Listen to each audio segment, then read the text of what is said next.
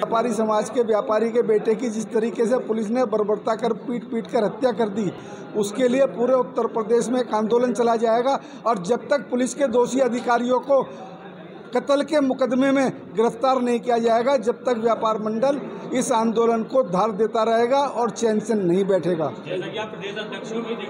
GST लगाने के नाम पर एक देश एक कानून एक टैक्स की बात की थी, जो एक मौखौल बनकर रह गया है। अलग अलग तरह से व्यापारियों पर IGST, GST, CGST करके टैक्स लगाया जा रहा है। विभिन्न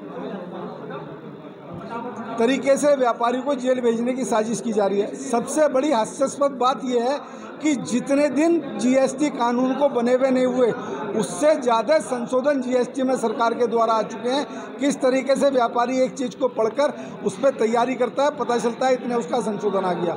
उत्तर प्रदेश में नहीं, हिंदुस्तान में व्यापारियों को नष्ट करने की, जो मैं आपको अंतिम बात बता देना चाहता हूँ, हमारे व्यापार और कुटीर उद्योग को नष्ट करने की एक साजिश हिंदुस्तान में चल रही है। मल्टीनेशनल कंपनी, शॉपिंग मॉल और ऑनलाइन शॉपिंग को हमारा कारोबार छीन कर देने की एक साजिश की जा रही है, जिसे व्यापार मंडल किसी भी हालत में सफल नहीं होने देगा।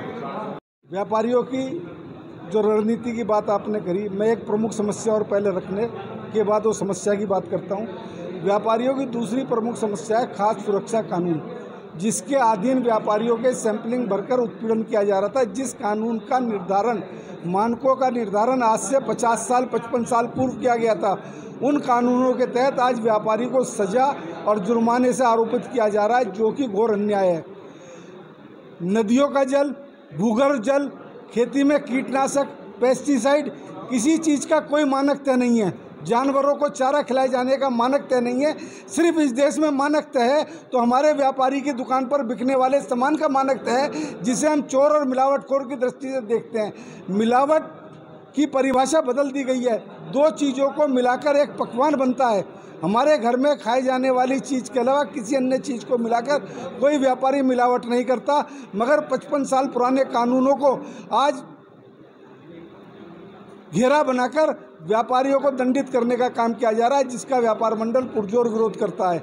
एक आगामी आंदोलन की रणनीति पूरे प्रदेश में हम लोगों ने तय की गई है।